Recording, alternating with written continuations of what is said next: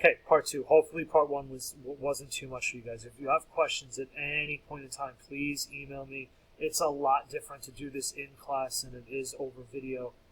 So again, if you have questions, let me know, and I'll try my best to work with you. But let's go to the next short-term cause, which is the Balkans itself. All right, I just told you in the first part of this video that the Balkans right here used to be controlled by the Ottoman Empire.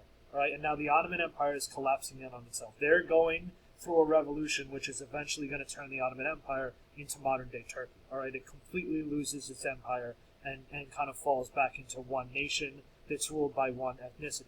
The Young Turks started the Turkish Revolution. Get it? All right.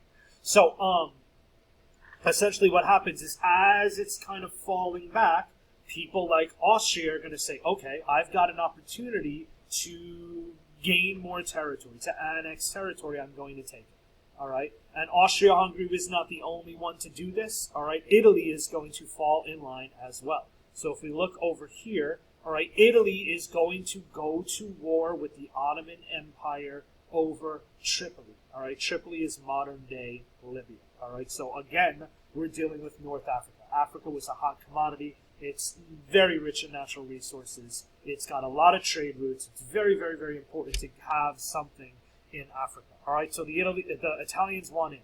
I am Italian, so I'm allowed to make fun of the Italians a little bit.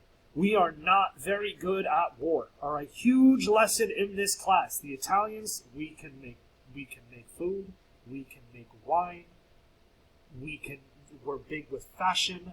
When it comes to war, we're really not that great. Okay. So the Italians are going to go to war with Turkey over Tripoli. The Italians win. Mind-blowing, all right, mind-blowing. And this is going to send a message to Europe that the Balkans are ripe for the taking because the Ottomans can no longer defend their old, I don't want to call them colonial possessions because they weren't colonies, but you guys get it. Their old territory. The Ottoman cannot control their old territory anymore, all right? So after this war for Tripoli, the Balkans are going to erupt, all right? And all of these different nationalities are going to declare their independence and form their own states. And we've got the Balkan League, which is a major alliance between Serbia, Bulgaria, Greece, and Montenegro. And they're going to come together and they're going to say, listen, we are going to try and control the chaos in the Balkans and make sure the Ottomans stay out, but also make sure countries like Austria and Russia and Italy, they all stay out too. So we're here to protect the Balkans, right? But then the Balkan League enters war with each other because the Serbians are like, all right, we're the leaders. And then the Greeks are like, wait a minute, no, we're the more powerful country. We're the leaders. So the Balkan League is going to break up and they're going to erupt in war. It's awful, all right? The Balkans are going to solidify themselves as the powder keg of Europe. It's only a matter of time until war is going to break out in the Balkans because of all the ethnicities and all of the forms of nationalism that are going on. Okay?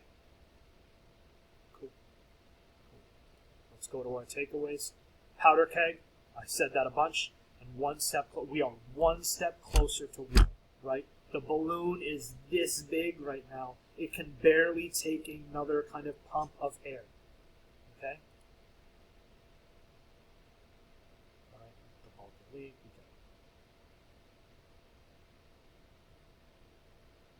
The effects of the Balkans are a few things. All right, I just saw powder keg. The French and the British. All right, this whole time that I was talking about the Balkans, the French and the British are out of it. They could care less about the Balkans. That's far away. They have their own colonies in Africa. They're good. They're out of this. But they're going to see everything going on in the Balkans, and they're going to say, all right, something's going to happen there, and we have to be ready for it. Because we do not want to be caught not paying attention. And one of our allies gets attacked, and we're not ready to back them up. All right? France is very well aware of that blank check that Germany sent, and they know that Germany might go to war soon. And they don't want the German war machine, to attack any French colonies. So France is going to reach over to Russia, and they're going to say, listen, it's about to go down. Do you have my back? And Russia's going to say yes. All right. So France and Russia join an alliance. France and Britain. France and Britain are already in an alliance. All right, so this is how the Triple Entente was formed. All right, those three big blue countries right there, alliances. Okay.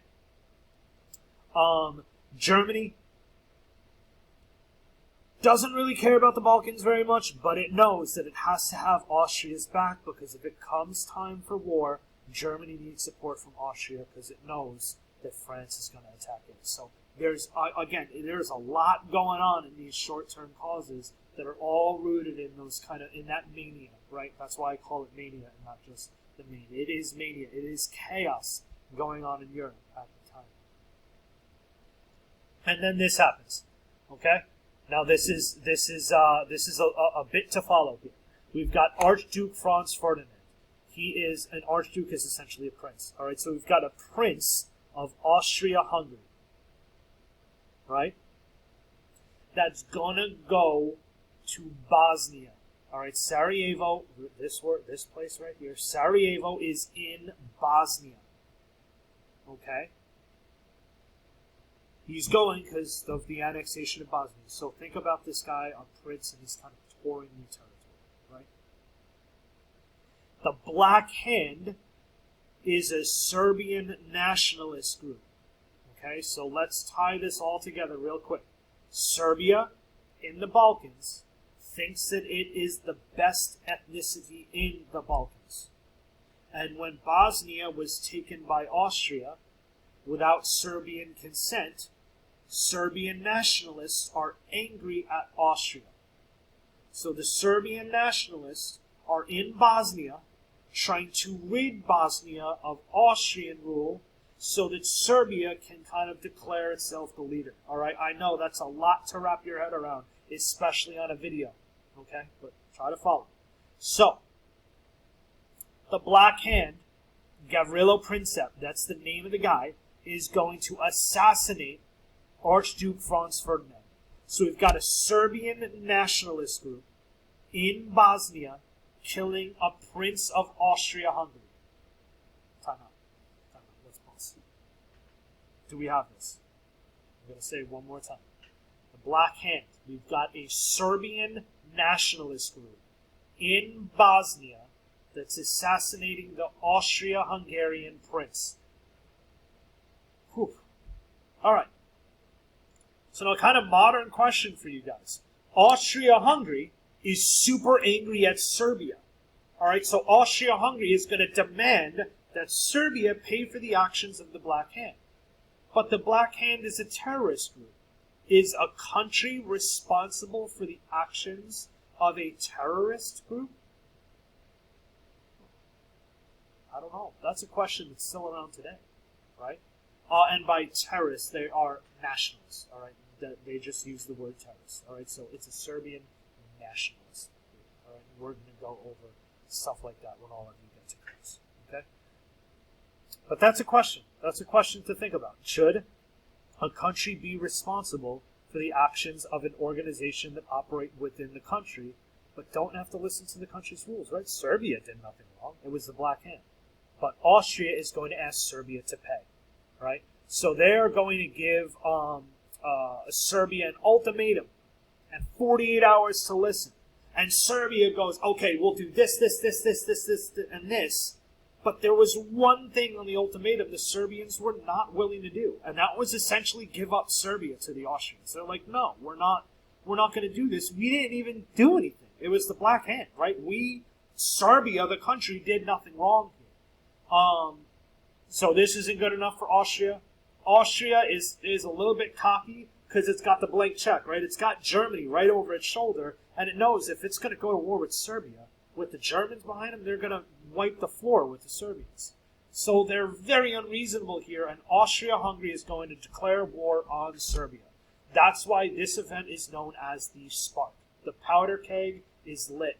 The balloon just popped. All right? Right after the declaration of war by Austria-Hungary on Serbia, we've got what's called the July crisis, which, if you remember from the long-term causes, that is the alliance system playing out.